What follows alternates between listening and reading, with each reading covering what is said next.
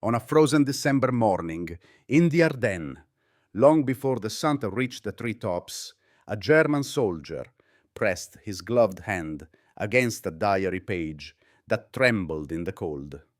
The forest was silent, wrapped in fog, so thick it swallowed whole battalions. For a moment, everything felt still, almost peaceful. Then the earth shuddered. A single second divided quiet from catastrophe, and the snow around his foxhole erupted into fire and steel. He wrote only one line before the blast forced him to close the book.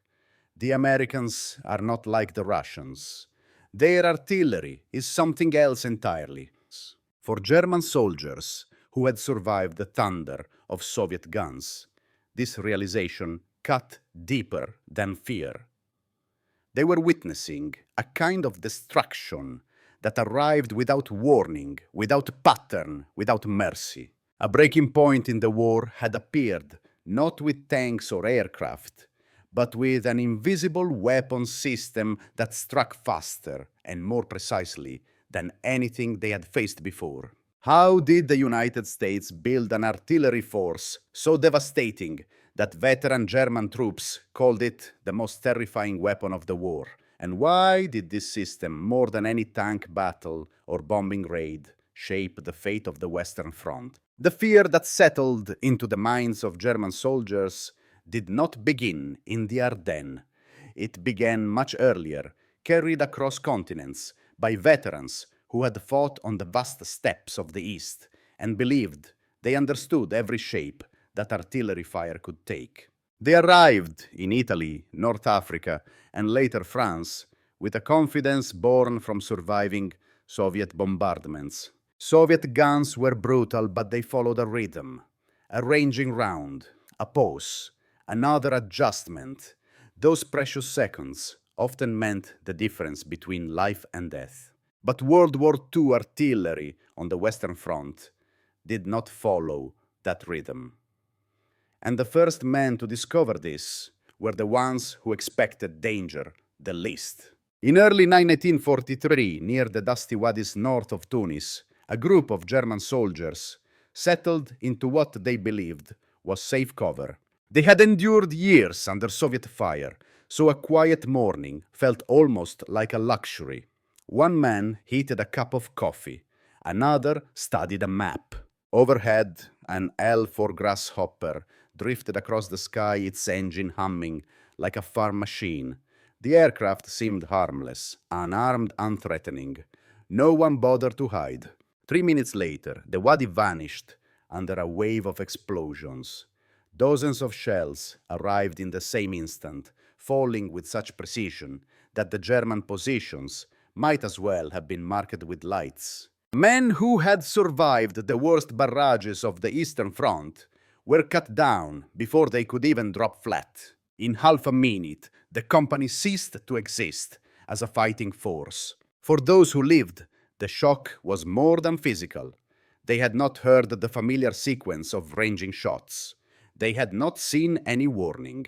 They realized that American artillery operated with a speed and accuracy that defied everything they had learned about survival.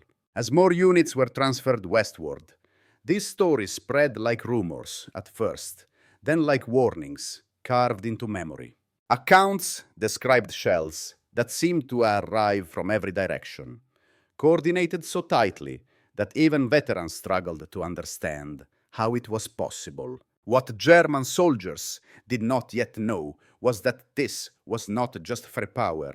It was a system built through training, planning, and industrial strength on a scale Germany could not match. The Americans had created a method of warfare where forward observers acted as the eyes of entire divisions, and the smallest aircraft, like the L-4 Grasshopper, could summon destruction that rivaled an air attack. Every American artillery battalion was part of a larger network, connected by reliable radios, standardized procedures, and firing tables, calculated long before the guns rolled onto the battlefield. By the time the Allies landed in Normandy in June 1944, Word had spread through German ranks. When American artillery found you, you had seconds, not minutes.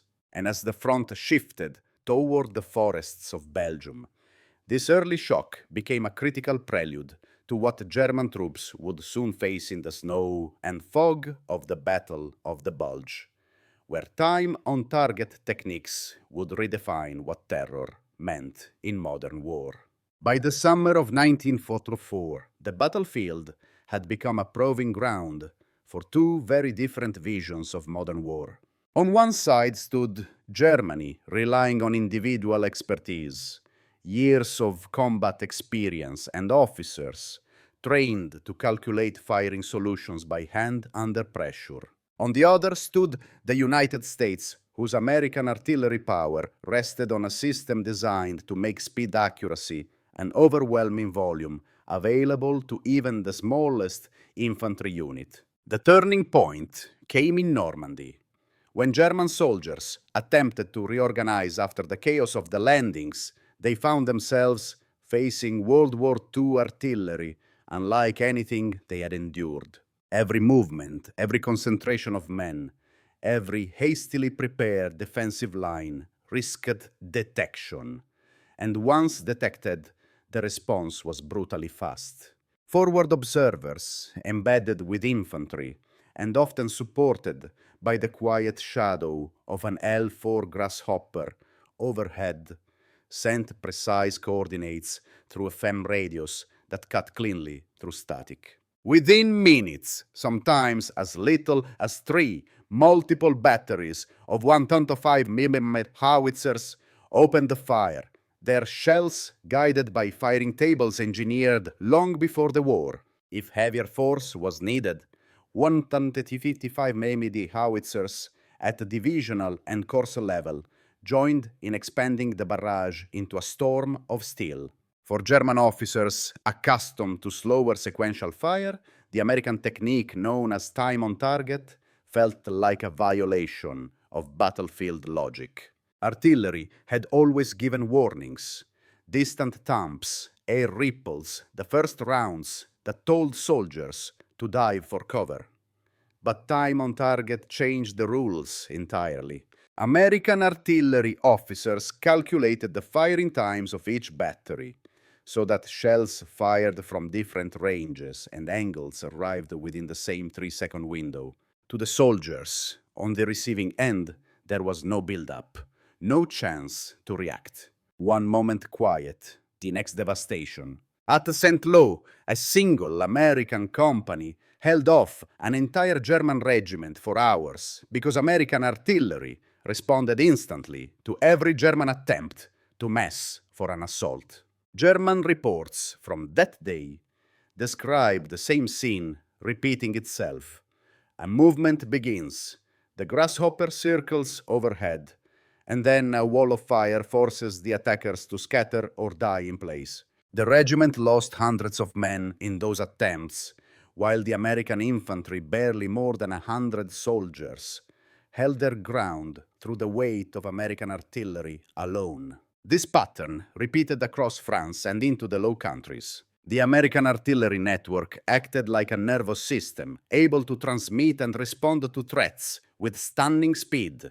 German soldiers came to believe that American guns were always watching, always ready, always faster than any calculation they could make. By autumn, as Allied armies pushed toward Belgium, the advantages of American artillery reshaped the entire Western Front. The battlefield no longer belonged to the strongest tanks or the boldest infantry assaults.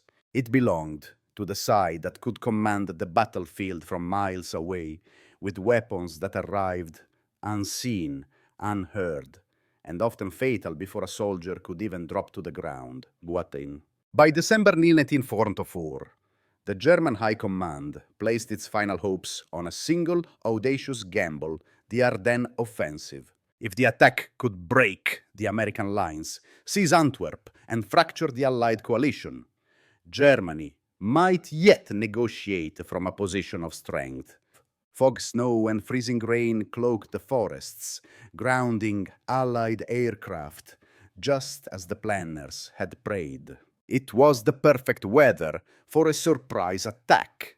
But it was also the weather that revealed the true, terrifying reach of American artillery. When German soldiers surged into the Ardennes on December 16th, they found thinly held positions and achieved early gains. Yet, with every mile gained, their exposure deepened. Horse-drawn artillery moved slowly through the drifts, and ammunition reserves were already strained. Many divisions carried only a fraction of their authorized shells. Still, the offensive pressed forward until American artillery found them. Unlike aircraft, American artillery did not need clear skies. It did not need warmth or visibility or anything beyond a pair of steady hands on an FM radio and coordinates observed through the fog. The moment those coordinates reached a fire direction center, the response was immediate. Batteries of 105mm howitzers, followed by the heavier 155mm guns, delivered fire so quickly that German commanders described it as walking into a trap laid by the earth itself. Then came the transformation that sealed the fate of the offensive, the introduction of the proximity fuse. Approved for ground use only after General Eisenhower insisted on the risk, the VT fuse allowed shells to detonate at the precise height needed to unleash maximum lethal force. German soldiers, who had spent years surviving artillery by diving into shallow depressions, suddenly found that their instincts betrayed them. The fragments no longer raked the ground horizontally. They descended from above. Even men curled against the frozen soil, believing themselves hidden, were struck by shards that fell like steel rain.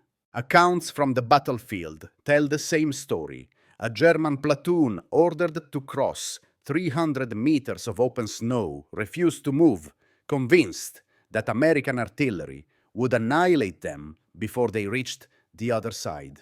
Some units broke down entirely, not from lack of courage, but from the certainty that the invisible force above them would kill them before they ever saw an American soldier. As German artillery positions tried to respond, they found themselves crippled. Horse-drawn guns could not displace quickly enough. When American counter-battery fire located them, often within minutes, guns were destroyed in place, their horses killed, their crews scattered. Some batteries abandoned their equipment and fled on foot. Others simply fell silent for lack of ammunition. In just a few days, the Ardennes offensive shifted from a daring German advance to a slow-motion collapse. American artillery firing more than 1 million rounds during the campaign broke every attempt to mass German forces and shattered every defensive line the retreating units tried to form. The offensive had aimed to drive 50 miles into American territory. Instead, it ended with German units destroyed, surrounded or forced into desperate withdrawals through forests still echoing with the aftershocks of American guns. When the snow cleared, the cost was undeniable.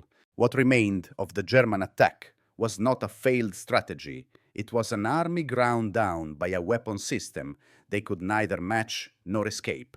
And for many German soldiers, the realization was devastating.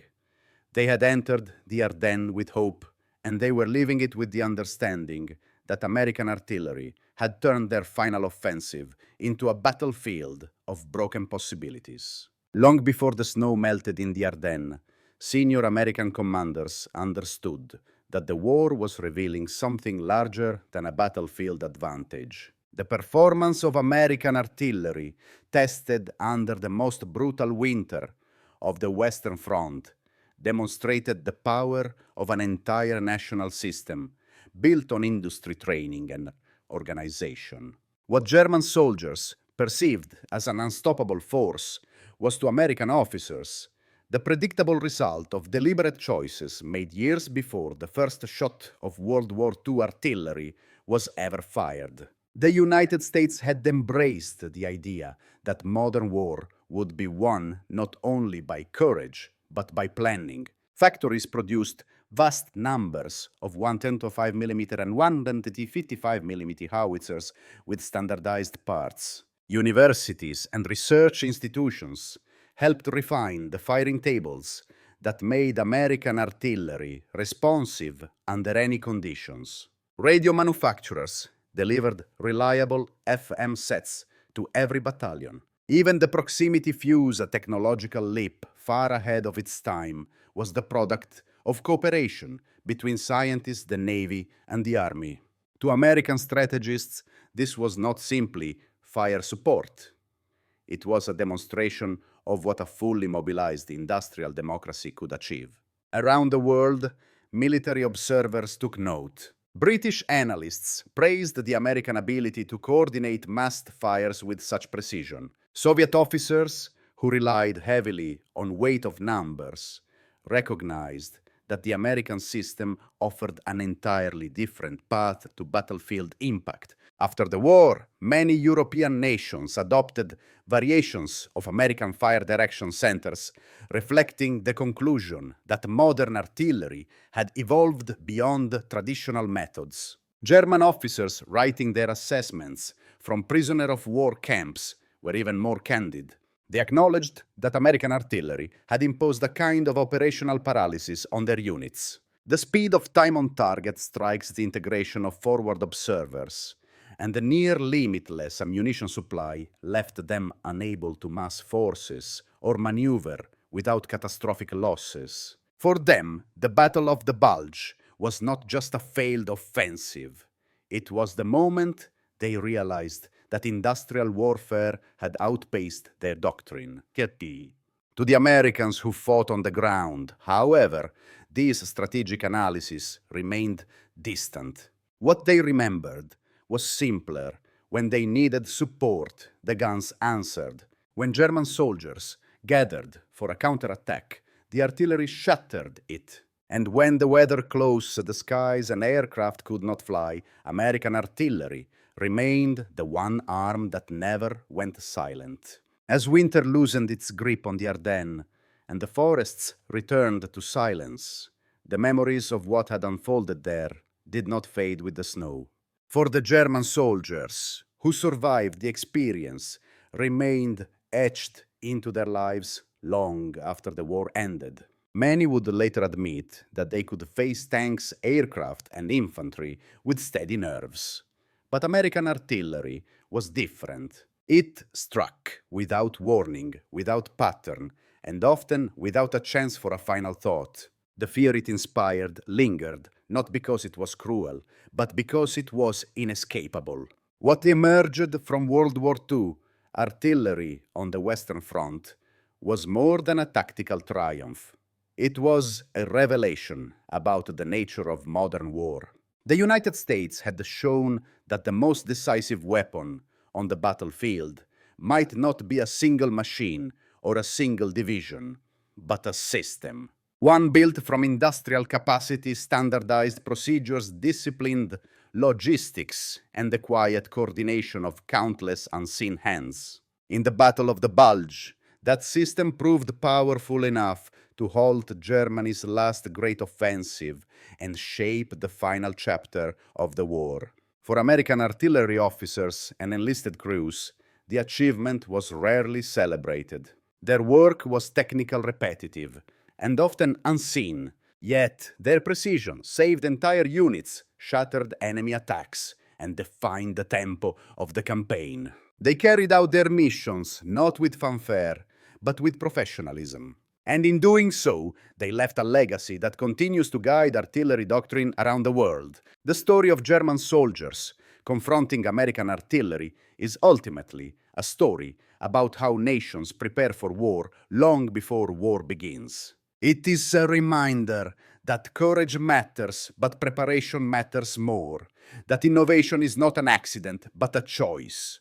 And that even in the darkest winter, the outcome of a battle can turn on the quiet calculations made far from the front line. As we reflect on this history, a question remains.